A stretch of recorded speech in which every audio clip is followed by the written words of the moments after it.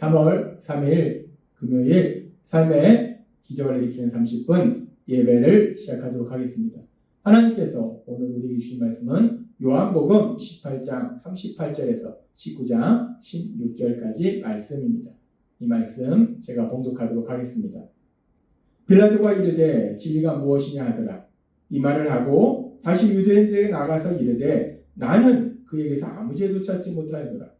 6월절이면 내가 너희에게 한 사람을 놓아주는 전례가 있으니 그러면 너희는 내가 유대인의 왕을 너희에게 놓아주기를 원하느냐 하니 그들이 또 소리질러 이르되 이 사람이 아니라 바라바라 하니 바라바는 강도였더라. 이에 빌라도가 예수를 데려다가 채찍질하더라. 빌라도가 다시 밖에 나가 말하되 보라 이 사람을 데리고 너희에게 나오나니 이는 내가 그에게서 아무 죄도 찾지 못한 것을 너희로 알게 하려 함이로라 하더라.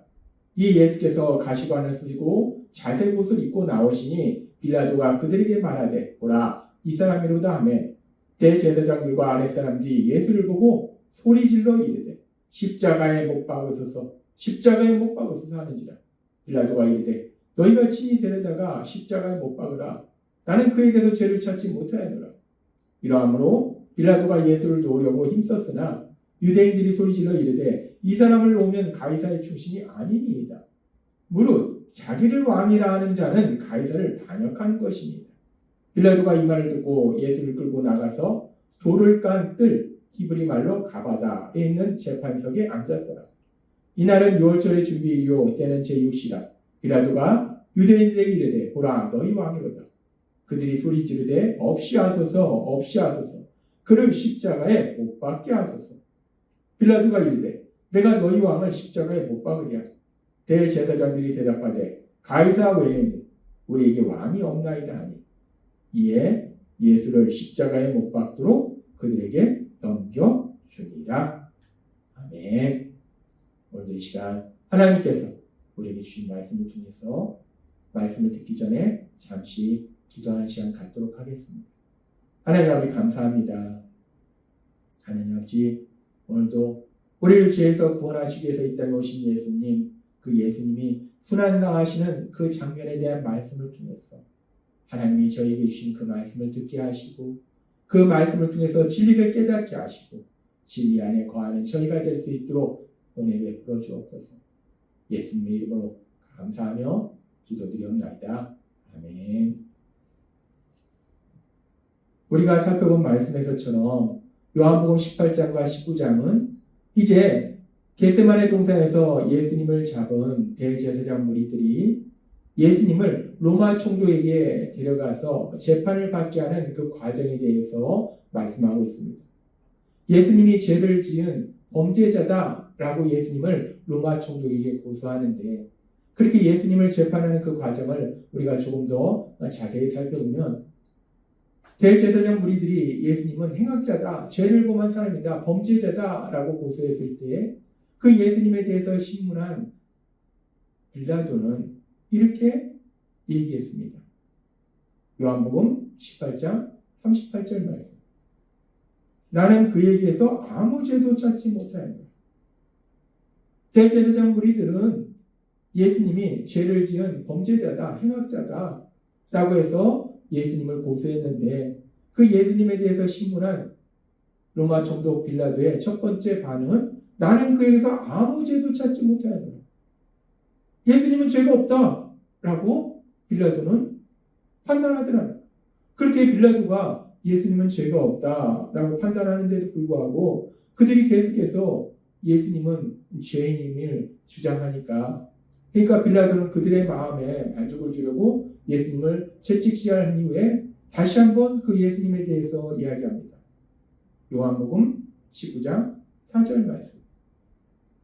내가 그에게서 아무 죄도 찾지 못한 것을 너희로 알게 하려 함이로라.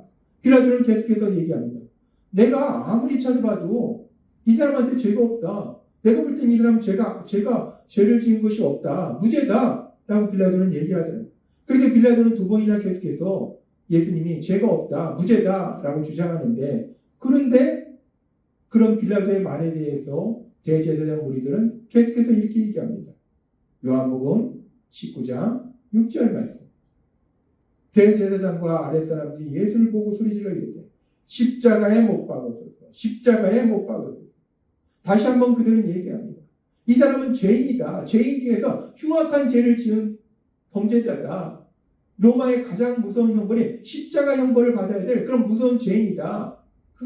흉악범이다. 따라서 십자가에 못 박아야 된다. 지금 대제사장 무리들은 계속해서 예수님은 죄를 지은 범죄자다. 죄를 지었다라고 주장한다.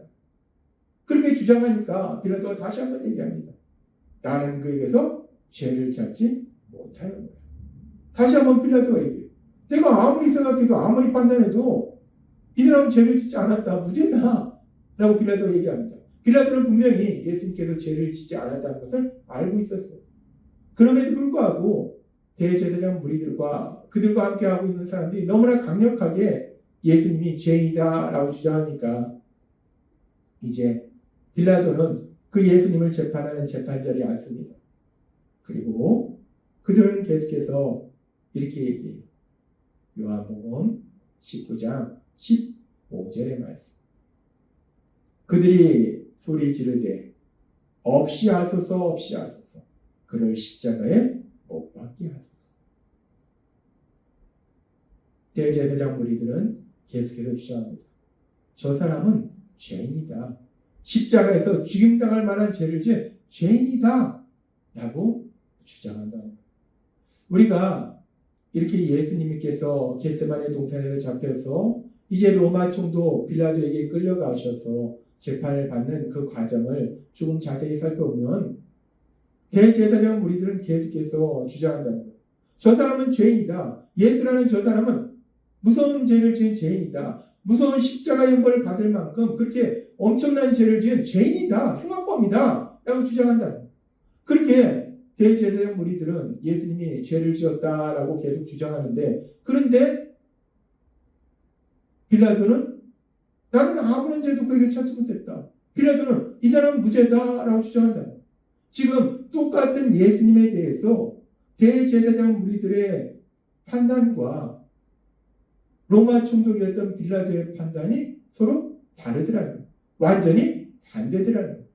대제사장 무리들은 이 사람은 죄를 지은 죄인이다라고 판단하는데 로마 총독이었던 빌라도는 이 사람은 죄가 없다. 이 사람은 무죄다라고 판단한다는 거예요. 우리는 그 모습을 보면서 우리에게 의문이 생깁니다.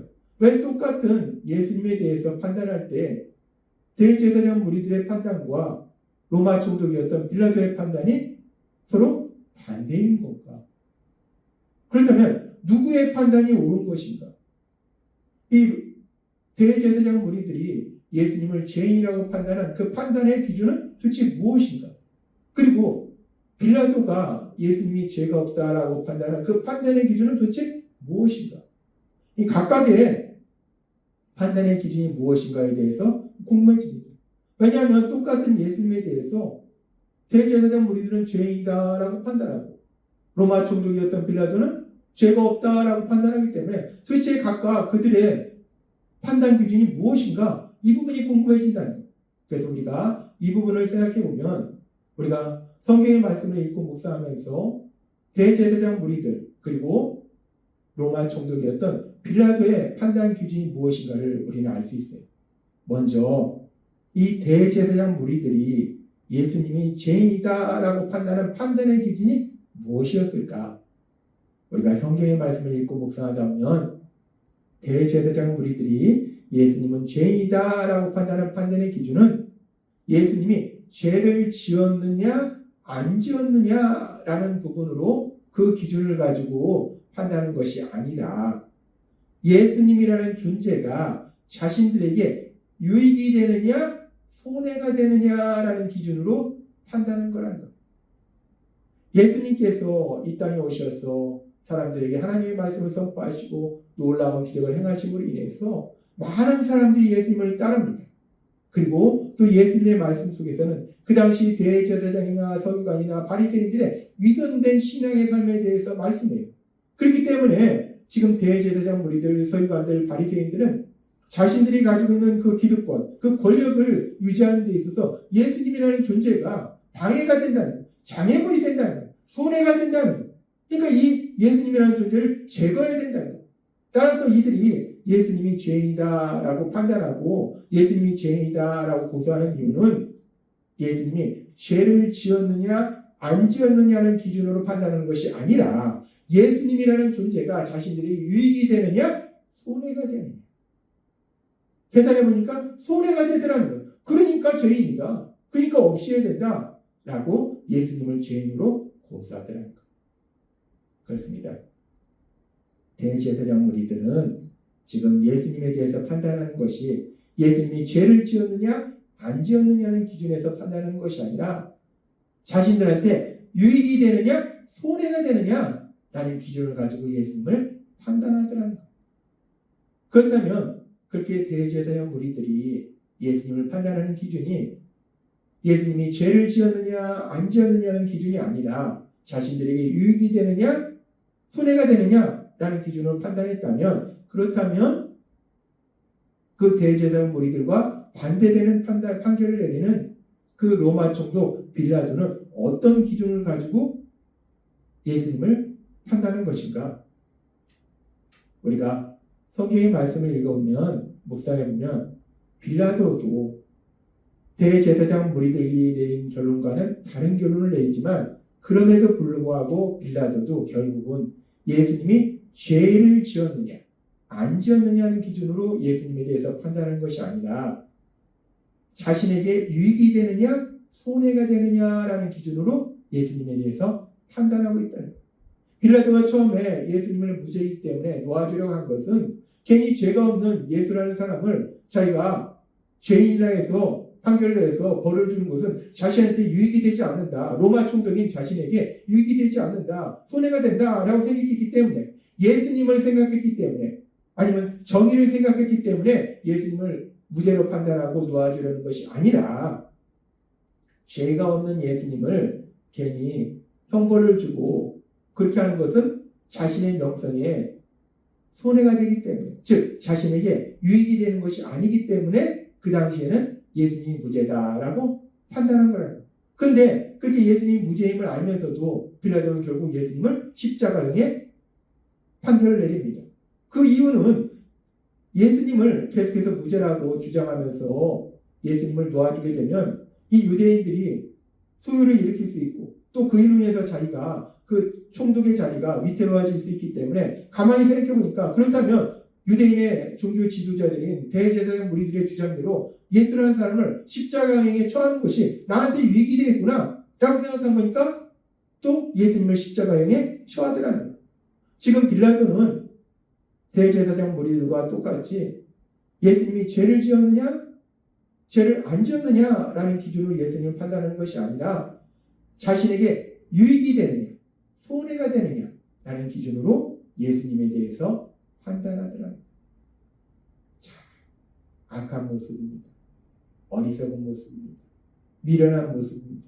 사람에 대해서 판단하는데 그 사람이 죄를 지었느냐 안 지었느냐가 아니라 그 사람이 나에게 유익이냐 손해냐 이 부분을 가지고 그 사람을 판단하더라고요.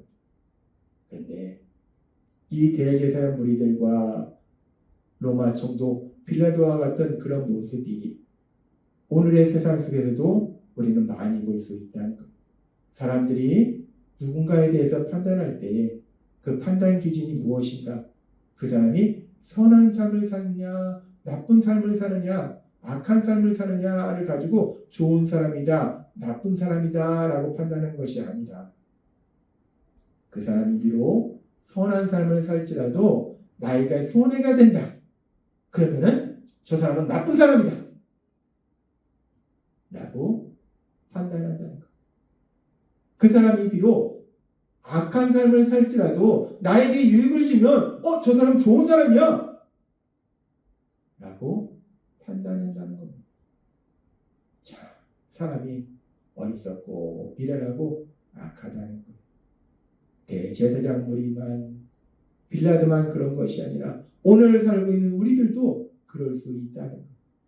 누군가에 대해서 좋은 사람이냐 나쁜 사람이냐라는 판단 기준이 그 사람이 선한 삶을 사느냐 악한 삶을 사느냐가 아니라 그 사람이 나에게 유익이 되느냐 손해가 되느냐라는 기준으로 판단하기도 한다는 것. 따라서 우리는 오늘 말씀을 통해서 우리 자신의 특별히 예수님을 믿는 우리 자신의 삶의 모습을 돌아봤으면 좋겠습니다. 우리는 사람들을 판단할 때 어떤 기준으로 판단하는가? 혹여나 빌라도나 대제사장 무리처럼 나에게 유익이 되느냐, 손해가 되느냐 라는 기준으로 사람을 판단하는 것이 아닌가? 그 사람의 삶이 예수님을 믿음으로 선한 삶을 사느냐, 그 사람이 악한 삶을 사느냐 라는 것을 판단하는 것이 아니라 나에게 유익이 되느냐, 손해가 되느냐 라는 기준으로 판단하는 것이 아닌가? 우리 자신의 모습을 돌아보면서 우리가 사람들을 바라볼 때에 그렇게 나에게 유익이 되는가, 손해가 되는가 라는 기준으로 사람들을 판단하고 바라보는 것이 아니라 하나님이 우리에게 주신 말씀처럼 그저 그들을 불쌍히 여기고 사랑하는, 그래서 정말 하나님이 우리에게 주신 말씀처럼 사랑함으로 정말 그들이 영원의 삶을 살도록 도와주는 그런 삶을 사는 우리 모두가 되었으면 좋겠습니다. 우리는 오늘 말씀을 통해서 악한 어리석고 미련한 사람들의 모습을 보면서 다시 한번 우리 자신을 돌아보고 하나님이 우리에게 주신 그 말씀대로 서로 사랑하는, 그래서 섬기는, 그래서 영원의 삶을 살아가시는 여러분이 되시길 주님의 이름으로 축원합니다. 기도하겠습니다. 하나님 아버지 감사합니다. 오늘 말씀을 통해서 어리석고 미련하고 악한 대제사장 무리들과 빌라도의 모습을 봅니다.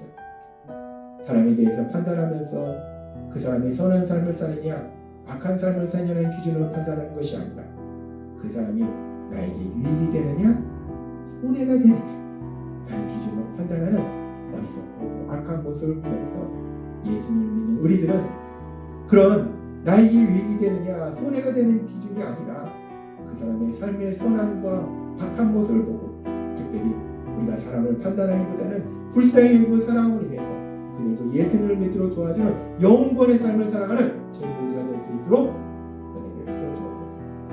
예수님의 이름으로 감사하며 기도드리옵나이다. 아멘. 이 시간도 하나님께서 주신 말씀을 묵상하면서 조용히 기도하는 시간 갖도록 하겠습니다.